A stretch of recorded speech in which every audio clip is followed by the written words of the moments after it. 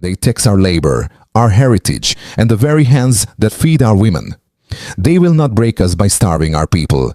We will not outsource our justice. Sovereignty is not given, it is structured. This is the speech of President Ibrahim Traore when the US announced to impose 50% tariff on Burkina Faso shea butter. It did not begin with a battle cry, nor with the sound of marching boots. It began with a single sheet of paper signed in Washington. On the first day of August in the year 2025, the United States placed a crushing 50% tariff on Burkina Faso's most precious export, shea butter. For generations, it was the gold of women's hands, feeding families and fueling industries from Lagos to Los Angeles. But in an instant, it was labeled unworthy. The message from the West was not written in ink alone. It was written in arrogance, bend or break. Yet in Ouagadougou, a soldier-turned-statesman refused both. President Ibrahim Traore called the decree for what it was, economic warfare, and declared that Burkina Faso would not bow to silent chains. What followed was not collapse, but a pivot that would echo far beyond the Sahel. A pivot that asked the question, could one small nation redraw the map of global trade, and could Africa itself reclaim the right to decide its destiny?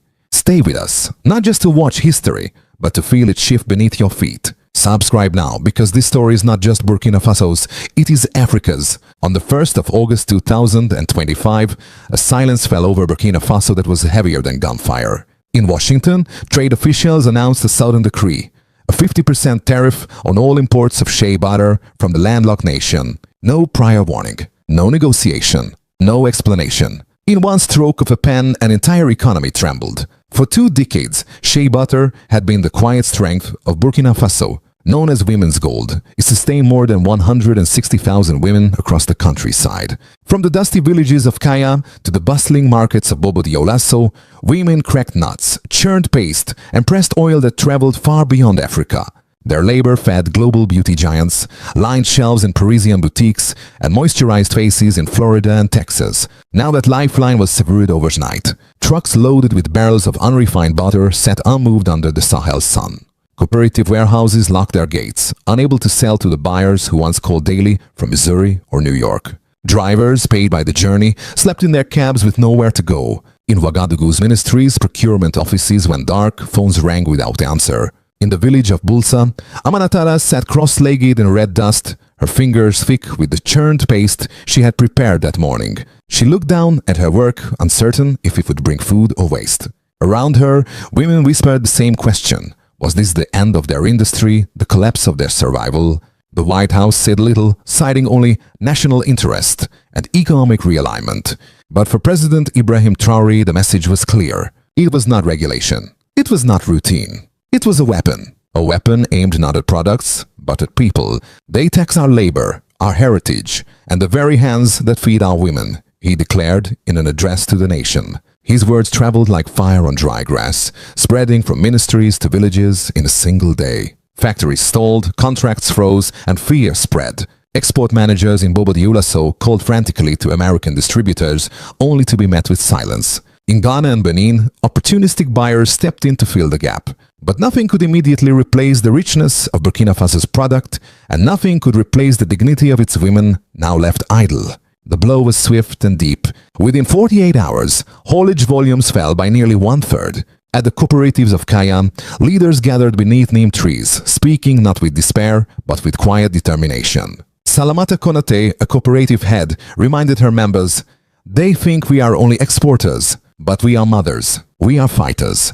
Her words, simple yet defiant, captured the spirit that was beginning to rise. For Traore, the decree was not only an economic strike, it was a test. Washington believed a fragile nation, landlocked, scarred by decades of colonial legacy, would fold under pressure. That its people, reliant on an external market, would surrender quietly. But in Ouagadougou, the young captain turned president had other plans. He did not beg for reversal. He did not plead for compromise. Instead, he pivoted. The decision to pivot was not made in comfort. It was made in crisis, as women stared at locked warehouses and drivers counted wasted days. Yet in that moment of uncertainty, a new path began to form. Traore's resolve was not to survive by begging at the tables of former masters, but to redirect the nation's wealth toward hands that would respect it. And so, as the sun set on that first week of August, the nation held its breath. Would the silence of empty warehouses become the sound of collapse or the beginning of something far greater? The world expected Burkina Faso to bow under pressure, but what came next would defy every expectation. By the 2nd of August 2025, President Ibrahim Traore had already made his move. At dawn, he summoned agricultural unions, cooperative leaders, and trade ministers to Ouagadougou. Inside the presidential compound, beneath the heavy heat of the Sahel, he declared an emergency assistance program. His words were calm but unyielding. They will not break us by starving our people. That phrase swept across the country faster than any shipment ever had. From the dry plains of Kaya to the marketplaces of Ouagadougou, the people repeated it as a mantra. Women who had wept in silence now lifted their heads. Men who drove idle lorries stood straighter. A nation bruised by sanctions felt its backbone stiffen. But Traore's defiance was not only for domestic ears, it was a signal sent beyond Africa. In Nairobi, his words led the headlines. In Mumbai and Dubai, television analysts debated whether the United States had overplayed its hand. In Dhaka, economists spoke of an emerging trade rebellion. And in London, traders scrambled. The shea futures index spiked by 11% in a single day as markets scrambled to hedge against supply collapse. Meanwhile, in Washington, salons grew heavier. No press conference, no detailed explanation. Just vague lines about national security and economic realignment. Yet behind closed doors, there was calculation. The move had been meant as pressure, a demonstration of control. What the strategists in Washington did not anticipate was how quickly Traore would pivot. On the 4th of August, the counterpunch landed. Beijing's Ministry of Commerce issued official import licenses for 128 companies in Burkina Faso. The deal was unlike any Africa had seen before. 5 years, no quotas, direct rail access, priority refining rights. No loans to trap the nation in debt, no vague promises of aid, just trade. Inside the presidential palace, Traore stood before a map of West Africa. He traced the old American routes with his finger, then slid eastward until it reached the port of Ghana's Gulf of Guinea. "This is no longer theory," he said to his ministers. "This is our new axis." Those words marked more than a new contract. They marked a shift in doctrine. Shea butter, once dismissed as a minor commodity, had become the centerpiece of a global realignment. Across Burkina Faso, the news broke like rainfall after drought. In the hills of Kenedougou, women danced outside their cooperatives. One of them, Ayo, adjusted her headscarf and said with quiet pride, "It means we work tomorrow, and next week, and maybe next year." Yet, this was not mere celebration. The pivot sparked immediate consequences abroad. In Illinois and Georgia, cosmetic labs scrambled to reformulate products. They turned to Guinean stock, synthetic substitutes, anything to replace the missing supply. But nothing matched the creamy texture and fatty acid balance of Burkina Faso's butter. Customers noticed. In Denver, a beauty brand admitted its creams no longer absorb smoothly. Reviews online cried foul, "This isn't real shea. Something's wrong." In Chicago, shop owner Clarissa Woodson stared at empty shelves and whispered, "3 months now, no shea again." Her voice echoed the frustration of small businesses across America, from Brooklyn to Los Angeles. For large corporations, survival meant cutting corners. For smaller ones, it meant layoffs and closures. Back in Ouagadougou, Traore was not celebrating. He reviewed transport corridors, ordered urgent repairs on neglected roads, and instructed ministries to prioritize eastward routes. This was not improvisation, it was anticipation. For months, perhaps years, he had prepared for the possibility of betrayal. Now his plans unfolded like a chess game played 3 moves ahead. Internationally, the reaction was electric. In Lagos, exporters hesitated, wary of becoming collateral in a new trade war. In Accra, commentators asked whether cocoa could follow the shea model. In Johannesburg, murals appeared overnight. Women lifting barrels of butter towards the rising sun, painted with the words, "From soil to sovereignty." The crisis had reached its climax. What began as a tariff designed to cripple had instead revealed a new doctrine of resistance. A landlocked nation, dismissed as vulnerable, had turned the tables. But if butter could shake the balance of power, what might happen when Africa's other treasures, cocoa, cotton, gold, begin to move by the same design? The tariff that was meant to suffocate Burkina Faso did something far more unexpected. It reawakened the nation's civic and political spirit. Within weeks of the embargo, signs of a deeper transformation began to surface, not only in trade statistics, but in the very fabric of society. Factories that once stood idle began to hum again, not with the old rhythm of dependency, but with the pulse of ownership. With the Chinese deal came obligations written in deliberate ink. Processing facilities built on Burkinabe soil, technology transfers embedded into every contract, and guaranteed royalties for cooperatives. Women who once cracked nuts barefoot under the Sahel sun now scanned shipping manifests, logged digital invoices, and even learned to converse in Mandarin. The shift was not charity, it was empowerment. In Kaya, cooperative leader Salamata Konate described the change with fierce simplicity. "We are not laborers for someone else's profit. We are shareholders in our own destiny." Her words echoed across radio stations and village gatherings, becoming a refrain of pride. Economically, the transformation was immediate. By mid-August, logistics hubs in Kutugu and Bamfora had reduced internal delays by nearly 40%. Cold storage facilities, once a distant dream, allowed smallholder cooperatives to preserve their butter for weeks rather than days. Payments that used to arrive late, if at all, now reached accounts within 72 hours. For the first time, mothers budgeting for school fees and food could trust the calendar. But the consequences reached beyond economics. Politically, the state itself began to carry itself differently. Where previous governments had approached Paris or Washington with pleas, this administration presented terms. "We used to ask," whispered a West African envoy in Addis Ababa. "Now we negotiate." That shift in posture sent a signal across the continent. Burkina Faso was no longer a passive recipient of global trade, it was an active broker of it. The cultural ripples were just as striking. Musicians in Ouagadougou released songs with choruses that declared, "Shea is ours." Poets performed verses comparing cracked shells to colonial scars, now mended through sovereignty. In Dar es Salaam, a mural showed women lifting barrels of shea beneath a rising sun, painted with the words "From soil to sovereignty." Even the Ministry of Education revised school curricula, introducing modules on indigenous trade history. One assignment asked, "What does sovereignty smell like?" A 12-year-old girl answered, "It smells like the butter my grandmother makes." Such cultural shifts mattered because they reshaped not only the economy, but the nation's identity. What was once a forgotten commodity had become a flag, an emblem of resistance and renewal.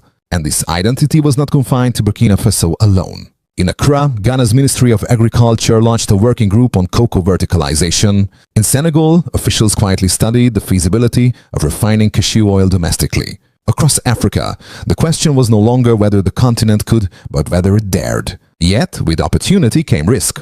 Some critics worried about over-dependence on Beijing. Others questioned whether the new revenues would reach ordinary citizens or vanish into the corridors of power. Traore's government responded with audits, contract reviews, and a ban on offshore arbitration for shea disputes. In his words, "We will not outsource our justice."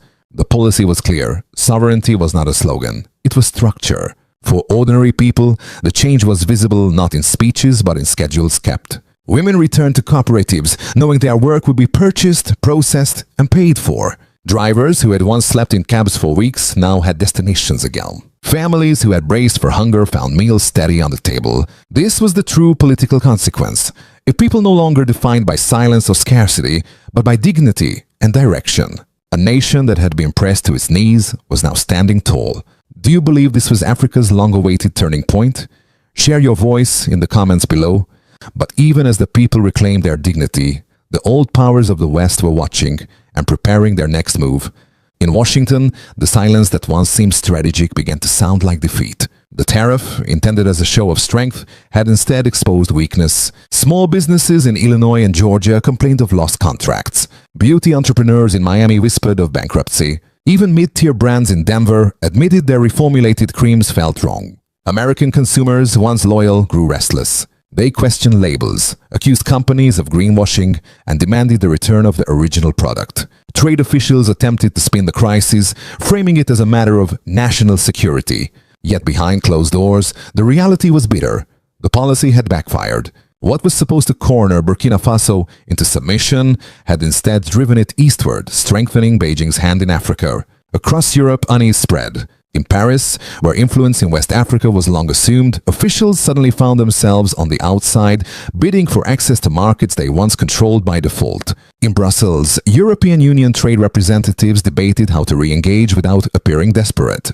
The message was clear. Africa's trade tables were no longer theirs to arrange. Elsewhere, reactions carried sharper edges. Moscow viewed Traore's defiance with quiet approval, interpreting it as another fracture in Western dominance. Analysts on Russian state television praised Burkina Faso's courage, framing it as part of a wider multipolar world.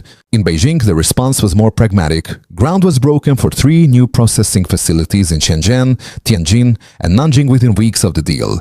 For China, this was not just about butter.